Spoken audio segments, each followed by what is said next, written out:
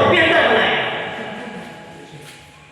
उलमाए किराम ने कहा कि अल्लाह रब्बुल इज्जत ने इंसान को अशरफुल मखलूकात कहा है, यानी दुनिया की अनगिनत मखलूकात में सबसे बेहतर, अफजल और श्रेष्ठ इंसान है।